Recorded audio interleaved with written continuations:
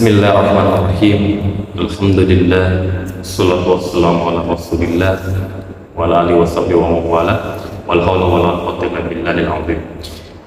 Ibu bapak sekalian, insyaallah dirahmati Allah Subhanahu wa taala.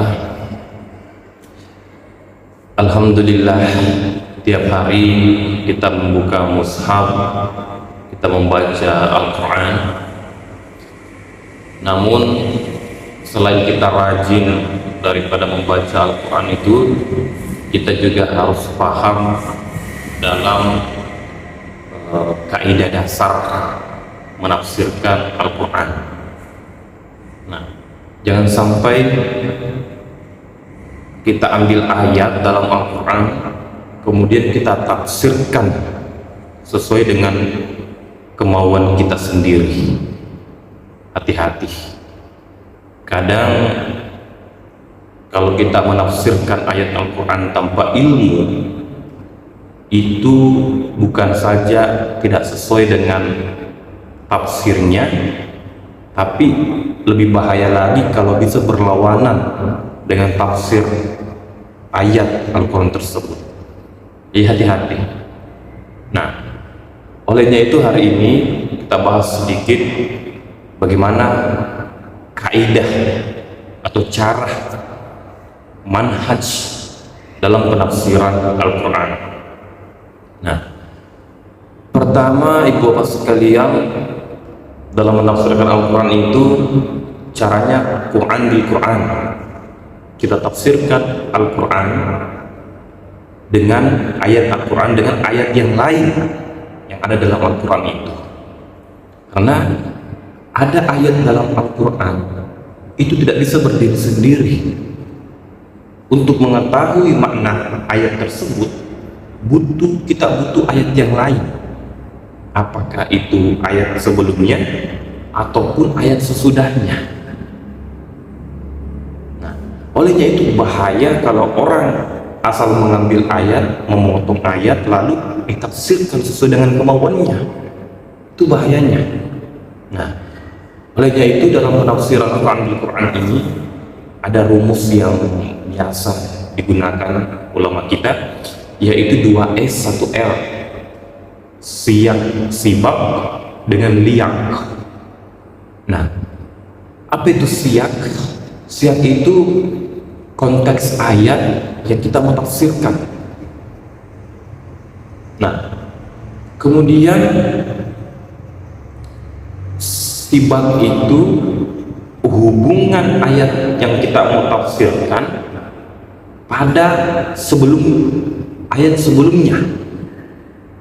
Jadi contoh misalnya kita mau tafsirkan Al-Baqarah ayat 62, kita baca ayat sebelum Al-Baqarah 62 ini sampai dengan surah Al-Fatihah.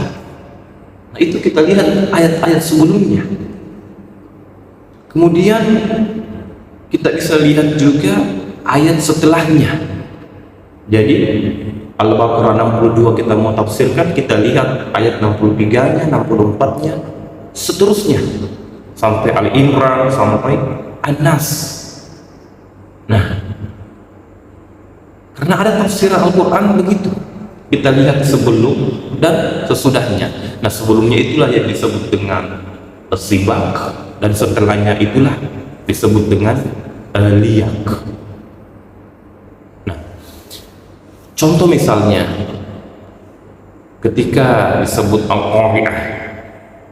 Nah, kita mau tahu tafsir Al-Qari'ah ini apa, hari kiamat itu apa? Disebut Al-Qari'ah, wa ma adraka al-Qari'ah, yauma yakunun nasu kal farashil mabthus. Tahukah kamu hari kiamat itu apa? Bahwasanya hari kiamat itu bumi, orang berlontar. Nah, ditafsirkan setelahnya.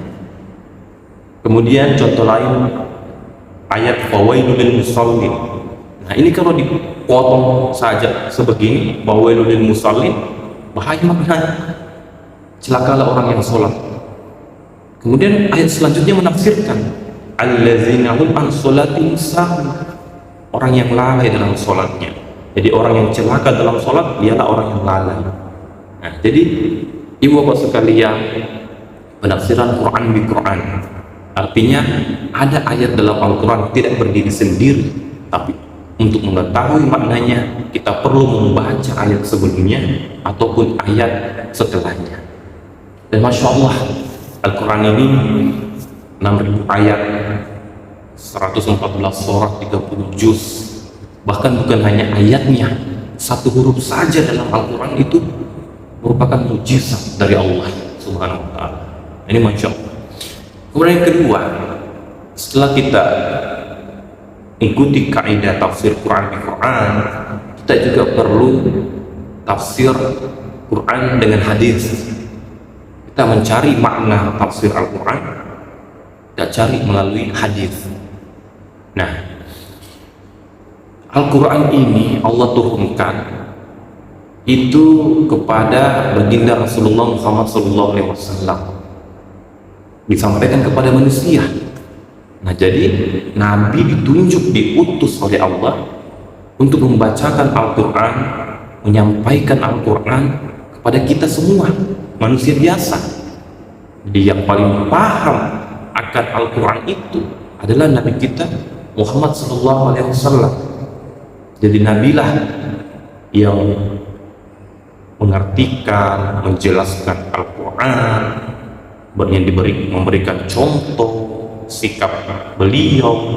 Nah, apa yang dilakukan oleh Nabi kita dalam menafsirkan Al-Quran, dalam menjelaskan Al-Quran kepada manusia, nah itulah yang disebut dengan hadis. Jadi hadis itu perbuatan, perkataan Nabi kita Muhammad SAW. Nah, jadi memahami makna Al-Quran, kita lihat hadis, Pak. Dalam Al-Quran tidak ada dijelaskan bahwa orang sholat 3 rakaat, 4 rakaat, tidak ada. Tapi hadislah yang menerangkan orang sholat itu 3 rakaat, 4 rakaat, dan sebagainya. Nah, Nabi memberikan penjelasan tentang makna Al-Quran itu kepada kita. Jadi menafsirkan Al-Quran perlu kita buka hadis. Dan Masya Allah, Nabi kita Muhammad SAW ini itu sudah didoakan ternyata oleh 30 generasi sebelum beliau. Siapa itu? Yaitu Nabi Ibrahim alaihissalam. Nabi Ibrahim alaihissalam berdoa, ya Allah, nanti utus seorang rasul, seorang nabi yang akan menyampaikan ayat-ayatmu, menjelaskan kepada umat manusia. Jadi Nabi memang sudah ditugaskan oleh Allah menjelaskan ayat-ayat Allah.